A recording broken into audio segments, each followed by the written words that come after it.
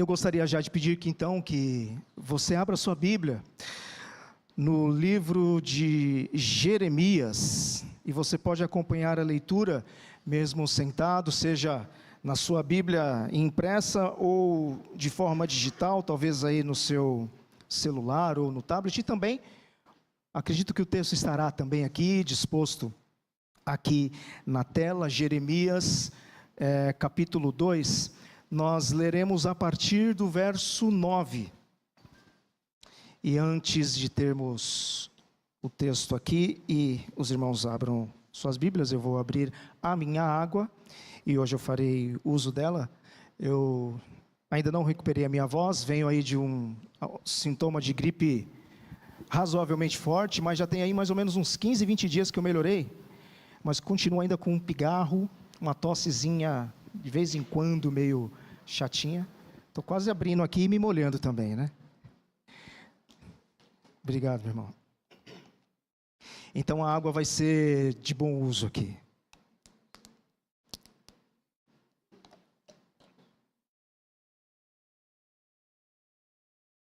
Nessa noite nós vamos refletir numa mensagem que eu intitulei O Abandono a Deus e a Busca da Felicidade pelos Nossos Próprios Meios. O texto base então é Jeremias capítulo 2, nós leremos os versículos de 9 a 13. Mas como este trecho que eu selecionei para a nossa reflexão começa com uma conjunção conclusiva, a palavra ali, portanto, nós precisamos verificar a ideia anterior, o que estava acontecendo com Israel neste momento, para nós entendermos o desfecho que virá a partir desses versículos. Então, antes de nós lermos o texto que já está aqui, que você já está também, provavelmente com a sua Bíblia aberta, vamos aqui nos situar na história. O ministério de Jeremias, ele foi exercido sobre o reino de Judá, que há anos já estava mergulhado numa severa apostasia religiosa, e também Judá aqui já estava enfrentando, como Israel, sérios problemas nacionais e políticos também. Então o seu ministério ele se deu sob circunstâncias extremamente desencorajadoras. E Jeremias, ele teve que profetizar a um povo que oprimia os pobres, que oprimia os órfãos e as viúvas, um povo que já estava vivendo uma espécie de um caos total. Foram mais de 40 anos profetizando para um povo que não lhe dava ouvidos, e mais do que isso, para um povo que inclusive tramou pela sua própria morte. O povo de Israel. Jeremias, ele foi aprisionado, passou por 5 tipos de aprisionamento durante o seu ministério, tudo isso dentro do seu povo. Uns mais brandos, outros mais severos, como por exemplo, quando ele foi lançado numa cisterna, uma cisterna que já não tinha água, mas tinha ali um lamaçal, e aí jogaram Jeremias dentro dessa cisterna, e ele se sujou todo de lama. Tentaram um homicídio contra a vida de Jeremias, porque ele profetizou da parte de Deus um juízo sobre Judá por meio da Babilônia. E aí quando então ele lança essa palavra de juízo da parte de Deus, algo que realmente viria a acontecer e que de fato aconteceu, os príncipes de Israel disseram para o rei Ezequias: esse homem tem que ser morto, olha o que ele está falando. Falando desse jeito vai desencorajar os nossos guerreiros e de fato nós seremos derrotados, então vamos matar esse homem. Então foi isso que eles tentaram fazer, jogaram Jeremias então nessa cisterna cheia de lama, aí ele se sujou todo, e aí um etíope, que nem era do povo, um etíope viu a cena, viu o que tinha acontecido, e aí ele vai então até o rei Zedequias e fala assim: olha, fizeram isso com Jeremias, né? Vamos ter compaixão dele, vamos livrá-lo da morte. E aí o rei então ordena que manda lá 30 homens para tirar Jeremias de lá da cisterna, livrando ele dessa situação. A situação de Judá era lamentável. Judá estava passando por um momento de enfermidade, insensatez, cegueira, a infidelidade, idolatria, traição, teimosia e por aí vai. Os sacerdotes que deveriam intermediar e conduzir o povo a Deus, permitiu que o povo fosse conduzido a outros deuses. Os reis já estavam fazendo uma expressão que é muito encontrada em de vários reis de Israel, fazendo mal, o que era mal perante os olhos de Deus. E os que se diziam profetas, lançando falsas profecias, falando em nome de Deus, coisas que na verdade Deus não tinha nada a ver com aquilo tudo. Tanto que Jeremias foi levantado também para calar as vozes dos falsos profetas. Se fosse para darmos o nome de um filme para o ministério de Jeremias, nós poderíamos chamar de Missão Impossível. Diante das dificuldades que ele teria, de um povo que já estava mergulhado na idolatria, um povo rebelde de dura serviço que não queria mais nada a ver, queria mais nada a saber de Deus.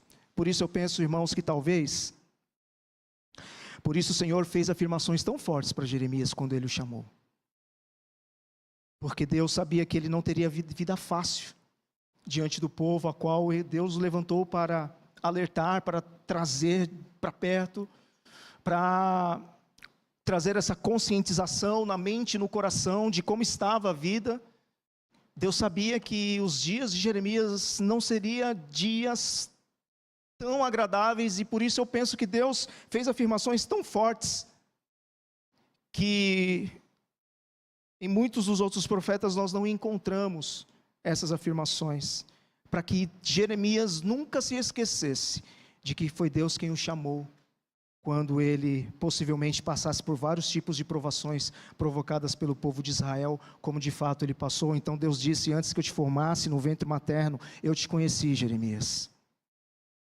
E antes que saísses da madre, eu te consagrei e te constituí profeta às nações. Sou eu que estou te chamando, sou eu que estou te constituindo. E isso eu já estou olhando para a sua vida e para aquilo pelo qual eu estou te chamando para você fazer em meu nome, desde quando você estava no ventre da sua mãe. Jeremias, não temas, porque eu sou contigo para te livrar. Isso está no capítulo 1, versículo 8. Mas rejeitar as palavras de Jeremias era rejeitar a voz do próprio Deus, que no versículo 9 do capítulo 1 diz que Deus estendeu as suas mãos e tocou os lábios de Jeremias e disse: eis que ponho na tua boca as minhas palavras. Então, quando Judá está rejeitando as palavras de Jeremias, Judá está rejeitando o próprio Deus. E aí chegamos no capítulo 2, nos versos antes desse que nós leremos, no versículo 1, e Deus manda Jeremias dizer para o povo: Jerusalém, eu me lembro da tua afeição quando você era jovem. Ah, Jerusalém, eu me lembro do teu amor de noiva, quando você saía pelo deserto atrás de mim. E Deus aqui fazendo uma alusão que nos tempos antigos, o noivo ia à frente e a noiva ia atrás, num sentido de permitir-se ser guiada pelo seu noivo, pelo seu esposo, numa atitude de amor. E Deus está falando: eu me lembro da tua afeição, eu me lembro de como era o teu amor de noiva. Você me seguia no deserto, você, Jerusalém, era como as primícias da colheita. E aí quando o Senhor usa essa expressão, o Senhor está fazendo memória à festa das primícias. quando os primeiros frutos, deviam ser recolhidos, ainda na semana ali de comemoração da Páscoa, depois da festa dos pães ázimos, vinha a festa das primícias, e o povo de Israel tinha que tirar os primeiros frutos, o melhor da terra, e devia levar para o sacerdote, e o sacerdote então movia diante de Deus, aquela porção separada, e assim então, aquele que levava as primícias para o sacerdote, ele era aceito diante de Deus por intermédio do sacerdote. Então é como se Deus estivesse dizendo: você como as primícias, como a primazia e os primeiros frutos, as primícias de entre as nações, assim era você, Jerusalém. E aí o Senhor fala: Jerusalém, qual foi a injustiça que vocês acharam em mim, para se afastarem, indo atrás de ídolos? Deus lembra a Israel que Ele libertou o povo dos sofrimentos do Egito, e o conduziu por um deserto ermo, conduziu por um deserto cheio de covas, por uma terra de sequidão, por uma terra de morte. Deus protegeu, Deus proveu recursos e guiou o povo de Israel até colocá-los numa terra fértil, onde ali eles usufruiriam das bênçãos de Deus. Então, nesses primeiros versos, Deus está lembrando tudo isso. E agora nós chegamos então no versículo 9 do capítulo 2, que eu gostaria de ler com vocês. E posto tudo isso, o Senhor diz: portanto, ainda pleitearei convosco, diz o Senhor, e até com os filhos de vossos filhos pleitearei. Passai as terras do mar de Chipre e vede, mandai mensageiros a Quedar e atentai bem, e vede se jamais sucedeu coisa semelhante. Houve alguma nação que trocasse os seus deuses, posto que não eram deuses? Todavia, o meu povo trocou a sua glória por aquilo que é de nenhum proveito. Espantai-vos disto, ó céus, e horrorizai-vos, ficai estupefatos, diz o Senhor. E aqui é como se o Senhor estivesse chamando a sua criação, os céus, para testemunhar o absurdo que Israel estava cometendo. A criação que obedece à voz do seu Criador está vendo um povo que não obedece à voz do seu Deus.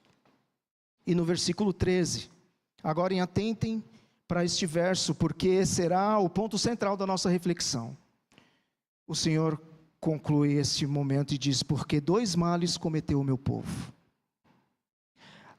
A mim me deixaram um manancial de águas vivas, e cavaram cisternas rotas, que não retém as águas. Mais uma vez, porque dois pecados ou dois males cometeu o meu povo. A mim me deixaram um manancial de águas vivas, e cavaram cisternas rotas ou rachadas. Algumas versões traz a expressão cisternas rachadas, que não retém as águas. Então, neste último verso, irmãos, o Senhor, Ele resume todo o problema de Israel em dois pontos, em dois pecados. Abandonaram o Senhor. Nós não queremos os teus favores. Deus, nós não queremos os teus cuidados, nós não queremos a intervenção do Senhor em nossas vidas. Eles cavaram cisternas rachadas, preferiram viver pelos seus próprios meios, cavando suas próprias cisternas, seguindo outros deuses. Idolatria. Muito bem, irmãos, mas o que essa história de Israel tem a ver com a gente? Porque a proposta dessa reflexão nessa noite aqui, não é apenas fazermos um estudo, que não seria errado, seria muito bom também, mas não é apenas nós fazermos um estudo para nos lembrarmos, ou aprendermos sobre a história de Israel, aprendermos dos seus pecados ao longo da Bíblia, ou fazermos um estudo panorâmico do livro de Jeremias, que, volto a dizer, seria muito bom, se ficássemos por aí. Mas alguma coisa nós precisamos extrair desta história, desses fatos, para a nossa vida hoje. Refletindo então no que o Senhor pode nos ensinar a partir das escolhas feitas por Judá, que determinaram o seu estilo de vida. Então, da mesma maneira que Israel tomou decisões ao longo da sua história, de viver pelos seus próprios caminhos e abandonar ao Senhor, da mesma maneira nós também, assim como Israel, estando tão próximo de Deus, ao mesmo tempo podemos ter uma vida que caminhe às margens de Cristo, à margem de Deus e da sua palavra. E quando cada vez mais nós tomamos pequenas decisões, cultivamos pequenos hábitos que são aparentemente sem problemas, mas que são pequenas coisas que vai minando a nossa relação com Deus, a gente vai tomando cada vez mais um rumo, podemos estar tomando um rumo cada vez mais distante do Senhor, a partir de pequenas coisas. Então o Senhor nos dá o privilégio e a oportunidade de termos a sua palavra já revelada, de Gênesis a Apocalipse. E a palavra de Deus é tão verdadeira que Deus não omitiu os pecados de homens que nós admiramos. O Senhor não esconde os erros e os pecados e os males. O Senhor não esconde as traições que Ele sofreu pelo seu próprio povo. Mas o Senhor nos mostra tudo isso, para que através de vidas piedosas, de exemplos positivos de obediência, os servos de Deus, os povos foram tão abençoados na Bíblia, e da mesma maneira nós também podemos ser abençoados se seguirmos os passos que Deus nos dá pela sua palavra, como também o Senhor nos permite olhar para os exemplos negativos, para que nós não venhamos a cometê-los, para que o nosso fim ou as nossas consequências não sejam iguais às que nós vemos muitas das vezes com o povo de Israel. O abandono a Deus e a busca da felicidade pelos nossos próprios meios. A primeira coisa que Deus nos ensina, quando por algum motivo nós podemos estar tomando os rumos que Israel tomou, a primeira coisa que Deus nos ensina é identificar a causa do problema. Primeiro ponto, identificar a causa do problema. Quando nós já estamos quando nós detectamos já uma rota, essa vida aqui não está legal, eu já tenho um tempo que eu sinto que eu não estou legal com Deus. O primeiro ponto é identificarmos a causa do problema. Aqui no versículo 13, Deus identificou o porquê de Israel estava vivendo por longos anos, atrás de derrotas, e Deus foi na raiz do problema, de maneira simples e de maneira objetiva. O Senhor falou: sabe, tudo isso que está acontecendo é porque meu povo cometeu 2 males, 2 pecados. Deus vai na raiz do problema e fala: tudo isso é por conta desses 2 motivos. Não são grandes coisas, apenas 2 coisas fez com que Israel estivesse cometendo tudo isso e vivendo à beira do precipício. Da mesma maneira, irmãos, quando então nós entendemos que estamos tendo uma vida cada vez mais caminhando para longe de Deus, nós precisamos identificar como que tudo isso começou. Onde foi que nós erramos para chegarmos na situação que nós nos encontramos agora? Onde foi que eu errei para eu chegar neste momento da minha vida espiritual que eu estou vivendo agora? Ao exortar a igreja de Éfeso, diante do pecado em que ela estava vivendo, e é interessante notar que o pecado da igreja de Éfeso também estava relacionado com a ideia de abandono e rejeição, que é o caso aqui de Judá, porém em relação ao primeiro amor a Deus. Então, ao exortar a igreja de Éfeso, Jesus disse em Apocalipse capítulo 2, versículo 5, lembra-te, pois, de onde caíste, e arrependa-te, e volta à prática das primeiras obras. E se não, venho a ti e moverei do seu lugar o teu candeeiro, caso não te arrependas. Então é como se o Senhor Jesus estivesse dizendo para a igreja de Éfeso: crentes, lembrem-se, identifiquem a causa do problema, façam uma análise, faça uma autoanálise, busque na memória, no coração, lembre-se, onde foi que você caiu para você chegar nesse estado de ter abandonado o primeiro amor, como se estivesse dizendo isso, busque na raiz, a origem do problema que fez vocês caírem. Então, irmãos, quando nós estamos numa situação como essa, nós precisamos parar, refletir, identificar. E nós não precisamos fazer isso sozinhos, porque contamos com o Espírito Santo, que convence o homem do pecado, da justiça e do juízo. Ele nos mostra, ele nos ajuda a lembrarmos, a identificarmos a causa e a raiz do problema. E ao nos mostrar, devemos nos arrepender. Algo que Judá não fez, mesmo o Senhor identificando o problema e mostrando, trazendo à tona, Judá não se arrependeu, mas quando Deus nos mostra, nós devemos nos arrepender, devemos voltar à prática de uma vida perto de Deus. Já tem um bom tempo isso. Eu precisei ir em determinado lugar. Foi até uma visita ao residencial israelita. E aí, eu tinha o costume de ir de carro com a irmã Maria, grande irmã Maria, obreira, missionária. E aí eu fui, então, certa vez, de metrô. E aí eu fui direcionado. Passou pelo bloqueio na Vila Mariana, desceu na Vila Mariana, passou pelo bloqueio, vira direita, subiu já a escada rolante, saindo tal, ordenada certinho, pronto, já desce, já fica fácil, já vai chegar, beleza. Aí fui. Desci no metrô certo da Vila Mariana, passei pelo bloqueio, fui caminhando. Quando eu cheguei na calçada, eu falei, não, mas...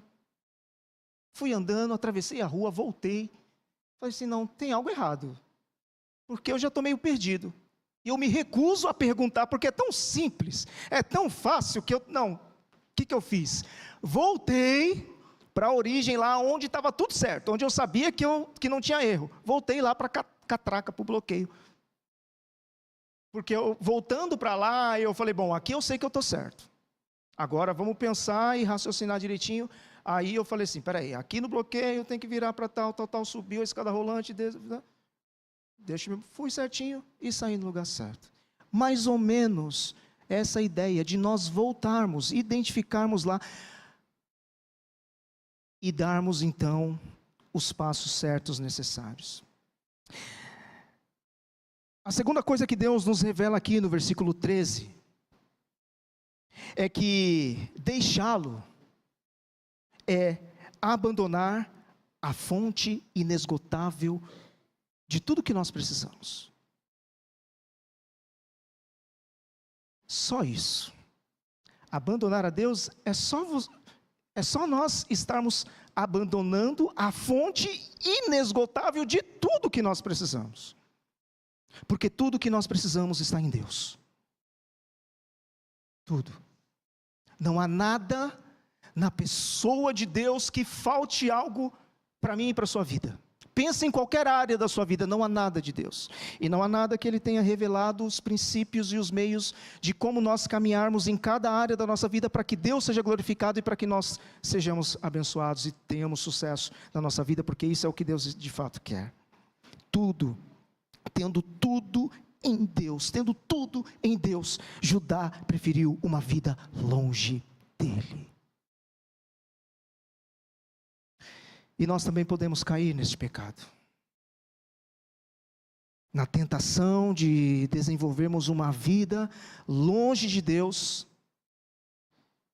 E isso, irmãos, mesmo nós estando todos os domingos nos cultos, na igreja, mesmo dominicalmente nós estarmos reunidos para cultuar a Deus, nós podemos sim estar tendo uma vida longe de Deus.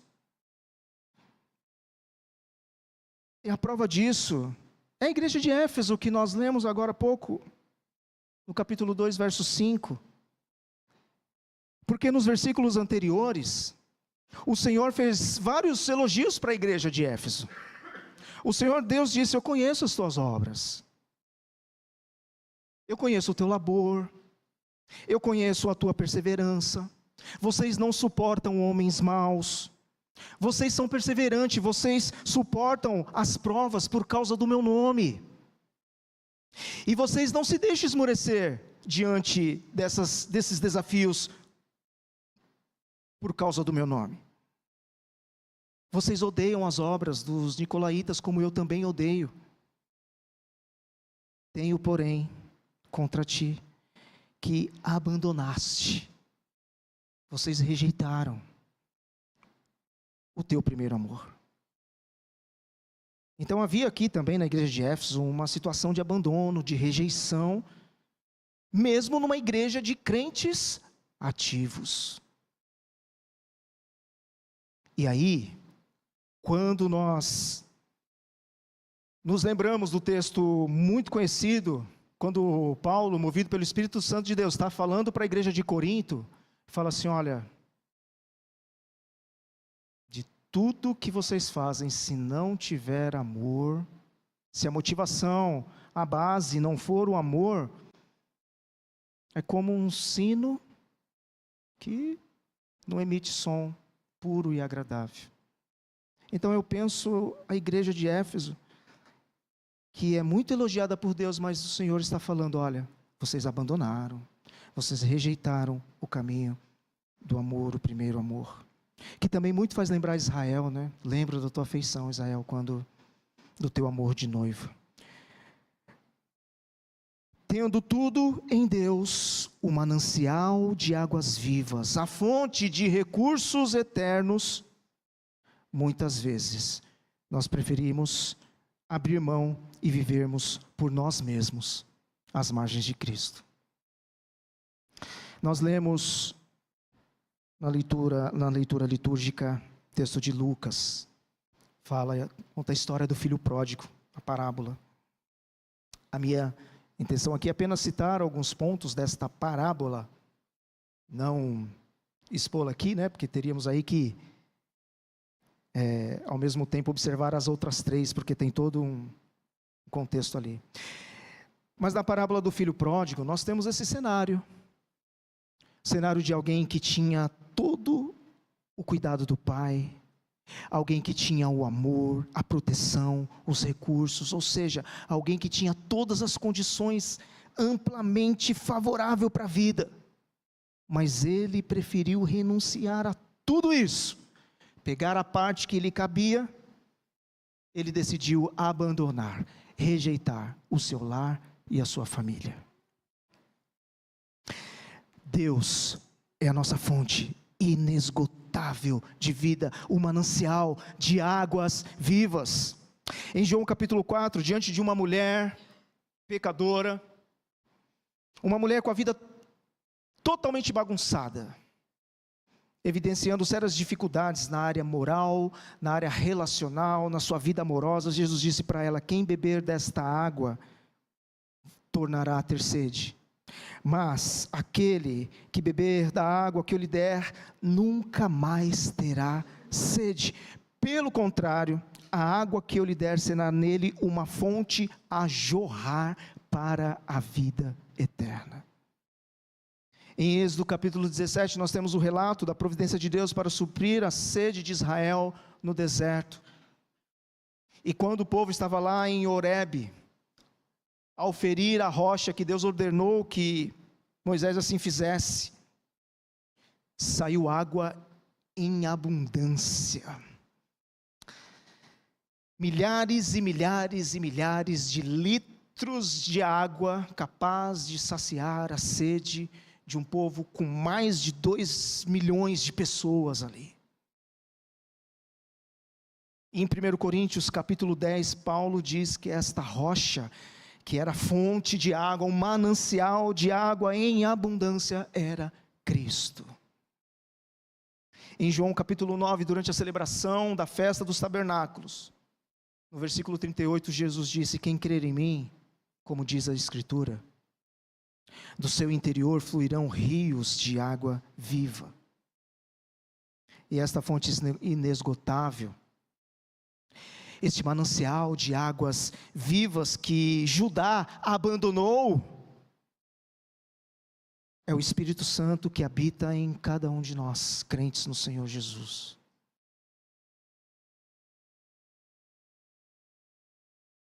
O terceiro e último ponto de reflexão que podemos extrair de Jeremias capítulo 2, verso 13, é que muitas vezes não apenas nos afastamos de Deus, mas confiamos em nossas próprias cisternas rachadas.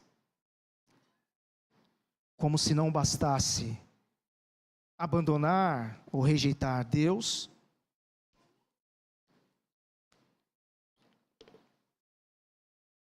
nós confiamos em nos nossos próprios meios, nas nossas cisternas. Como se dissesse: nós não precisamos da tua água, Deus. Pode deixar que nós providenciaremos a nossa água. Judá construiu suas próprias cisternas rachadas que não retinham água. Se ao menos fosse uma alternativa inteligente para tomar o lugar de Deus, vá lá, ainda pelo menos, estaria totalmente errado, com certeza, mas deixar uma fonte de água que jorra, um manancial de água viva, para passar a viver de uma cisterna rachada que não retém água. Quando nós rejeitamos Deus da direção de nossas vidas, automaticamente nós passamos a assumir o controle das nossas vidas. Nós nos consideramos autossuficientes. Nós confiamos em nós mesmos e nós construímos os nossos próprios reservatórios de água. O problema é que esses reservatórios de água que nós também construímos para suprir a necessidade que nós temos, porque agora nós não estamos procurando uma vida cuidada por Deus, esses nossos reservatórios, essas nossas cisternas são rachadas. E um reservatório, uma cisterna com rachaduras, a água acumulada ela não dura muito tempo. Ela vaza. E logo a cisterna seca e tem que ficar repondo a todo tempo, porque ela esgota.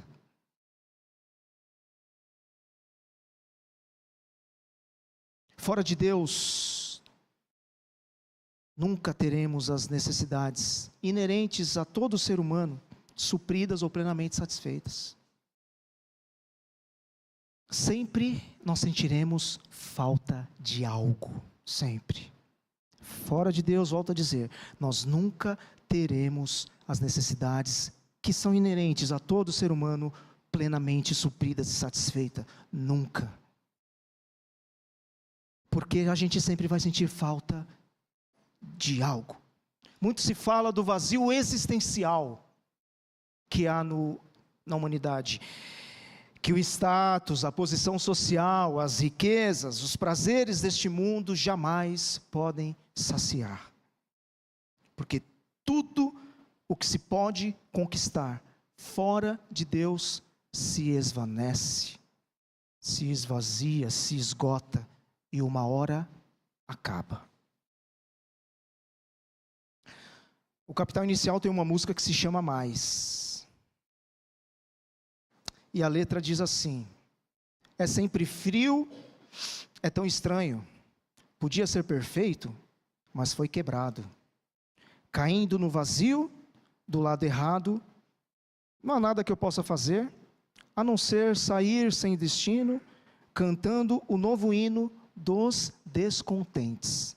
E o refrão diz: eu sempre quero mais que hoje, eu sempre quero mais que ontem, eu sempre quero mais do que eu posso ter.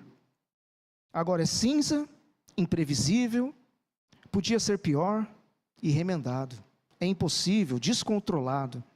Não há nada que eu queira dizer, a não ser sair sem destino, cantando um novo hino dos descontentes. Eu sempre quero mais que hoje, eu sempre quero mais que ontem, eu sempre quero mais do que eu posso ter. Essa letra, ela revela a frustração, o descontentamento, como a própria letra diz, de alguém que não consegue suprir as suas necessidades existenciais e vive numa busca constante de sempre querer mais e sempre querer mais, porque as cisternas humanas, onde buscamos suprir as nossas necessidades, elas são rachadas, incapazes de suprir o ser humano, porque chega uma hora que ela vai secar. E alguns podem dizer: mas isso é apenas uma música feita para diversão, pode não ser necessariamente a expressão do que vive o autor, mas isso é um reflexo da sociedade, e creio que do próprio autor mesmo. Eu prefiro ficar com a ideia de ser o sentimento real do autor, porque Jesus disse que a boca fala daquilo que o coração está cheio. E quando nós optamos por uma vida de autossustentação, de deixar Deus de lado por alguns momentos ou por bons momentos da nossa vida, e nós assumirmos o controle, a sociologia, a filosofia deu um nome para isso, que é o hedonismo, um mal da pós-modernidade, que os sociólogos, filósofos vão pontuando as eras. A era moderna, estamos na era pós-moderna, desde o final da década de 60, década de 70, e cada vez mais essas coisas vão ficando evidentes. Então nós estamos agora no momento da pós-modernidade, ou modernidade líquida, que tem tudo a ver com a mensagem, né? Que escoa, que não tem durabilidade. E uma das facetas disso é o hedonismo, que na verdade não é apenas desta era da pós-modernidade, porque não há nada debaixo do sol que seja novo, as coisas só vão se acrescentando com novas roupagens, mas é algo que nós vemos desde quando Deus colocou os seres humanos lá no Éden. O hedonismo é a busca desenfreada e inconstante pela felicidade, e o hedonista, aquele que quer, o importante é eu ser feliz. E isso leva a pessoa a tomar atitudes e fazer coisas que ela não mais considera o próximo, o outro. O que ela quer é ser feliz, e ela vai fazer qualquer coisa para suprir este desejo que é a sua felicidade. Então, para isso, ela vai tomar o controle da sua vida e vai fazer muitas coisas. E o crente, ele pode ser também tomado por isso e pode ser um cristão hedonista. Continuando na parábola do filho pródigo, fora do seio do seu pai, e confiando em si, o que aconteceu? A cisterna foi se esvaziando e secou. Primeiro ele abandonou. Depois do abandono, agora a cisterna secou. Ele achou que poderia viver distante do relacionamento com o pai, e agora ele se vê no vazio de tudo. E o resultado de uma vida longe de Deus, que perdurou por longos anos para Judá, está nos versículos seguintes, a partir do verso 14. Nós lemos até o 13, o verso 14. O resultado dessa vida distante, longe de Deus, o Senhor já pontuou lá no início. Acaso é Israel escravo ou servo nascido em casa? A resposta é um não gigantesco. Não! É uma pergunta retórica. Por que, pois, veio a ser presa? Os leões novos rugiram contra ele, levantaram a voz da terra dele, fizeram uma desolação. As suas cidades estão queimadas e não há quem nelas habite. Até os filhos de Mênfis e de Táfines te pastaram o alto da cabeça. Acaso tudo isto não te sucedeu por haveres deixado o Senhor teu Deus, quando te guiava pelo caminho? Agora, pois, que lucro terás indo ao Egito para beberes as águas do Nilo, ou indo à Síria para beberes as águas do Eufrates? A tua malícia te castigará, e as tuas infidelidades te repreenderão. Sabe, pois, e vê, que mal e quão amargo é deixares o Senhor teu Deus, e não teres temor de mim, diz o Senhor dos Exércitos. Concluindo, irmãos, hoje o Senhor nos dá a oportunidade de refletirmos como tem sido a nossa vida. Como nós estamos vivendo, usufruindo do comando de Deus, que é a fonte inesgotável de tudo que nós precisamos, ou buscando procurar de acordo com os nossos próprios meios e acumularmos nossos próprios recursos em nossas próprias cisternas. Mas eu não gostaria de concluir essa mensagem com um tom pessimista, para irmos para casa deprimidos e começarmos uma semana deprimida, caso estejamos nessas condições de uma vida longe de um relacionamento com o Senhor. Mas antes eu quero terminar enfocando 2 atributos de Deus, que provém do seu amor, que é graça e misericórdia divina.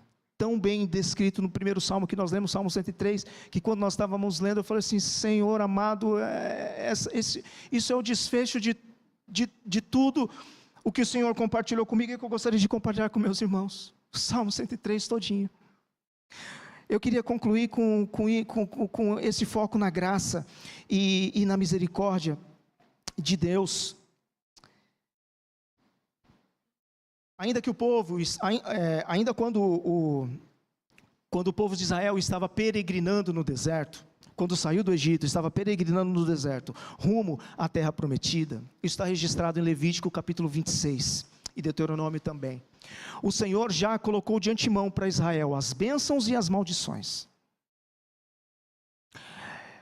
E Deus disse: Israel, se você me obedecer, seguir as minhas palavras, deixar eu pastorear vocês, guiar vocês, observar os meus estatutos, vai acontecer todas essas bênçãos. E lá Deus vai listando várias bênçãos que Israel usufruiria.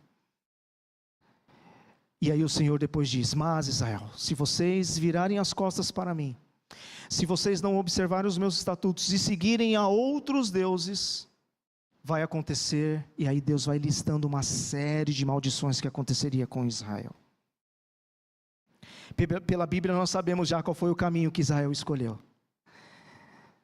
E tem colhido, até os dias de hoje. Mas no final do capítulo, desse mesmo capítulo, quando Deus coloca as bênçãos, Deus coloca as maldições, deixa tudo muito claro para Israel. O Senhor, no final, ainda apresenta a sua longanimidade. E diz: mas Israel, mesmo vocês seguindo outros deuses, aí o Senhor diz: se vocês confessarem a sua iniquidade, a iniquidade de seus pais, na infidelidade que cometeram contra mim, como também confessarem que andaram contrariamente para comigo, pelo que também fui contrário a eles, e o fiz entrar na terra dos seus inimigos, se o seu coração incircunciso se humilhar, e tomarem eles por bem o castigo da sua iniquidade, então me lembrarei da minha aliança com Jacó, e também da minha aliança com Isaque, e também da minha aliança com Abraão, e da terra me lembrarei. Mas a terra, na sua assolação, deixada por eles, folgará nos seus sábados, e tomarão eles por bem o castigo da sua iniquidade, visto que rejeitaram os meus juízos, e a sua alma se aborreceu dos meus estatutos. Mas mesmo assim, estando eles na terra dos seus inimigos, não os rejeitarei, nem me aborrecerei deles para consumi-los e invalidar a minha aliança com eles, porque eu sou o Senhor seu Deus. Antes, por amor deles, me lembrarei da aliança com seus antepassados, que tirei da terra do Egito, à vista das nações, para lhes ser por Deus. Eu sou o Senhor. Deus está dizendo: a minha longanimidade, o meu amor, a minha aliança ainda alcançarão vocês, que voltarem para mim com o coração arrependido e confessando os seus pecados. E para nós, igreja, em 1 João capítulo 1, verso 9, o Senhor promete à sua igreja, se confessarmos os nossos pecados, Ele é fiel e justo para nos perdoar, afastar os pecados e nos purificar de toda injustiça. Depois de abandonar o pai e ver a sua cisterna secar, o filho pródigo identificou onde foi o problema, a raiz do seu pecado. Caindo em si, lembra-te de onde caiu? Ele disse: quantos trabalhadores tem meu pai com fartura e eu aqui com fome? A seguir, o que ele fez? Tomou uma decisão. Levantar-me-ei e irei ter com meu pai. Eu vou voltar. Depois, ele reconheceu, confessou o seu pecado. Pai, pequei contra o céu e diante de ti. Eu confesso que eu pequei. E então, o que aconteceu? Ele foi acolhido pelo amor de seu pai, que estava de braços abertos, pronto para recebê-lo. Assim o Senhor também faz quando arrependidos retornamos para perto de Deus, restabelecendo o seu senhorio sobre as nossas vidas. Que Deus nos abençoe.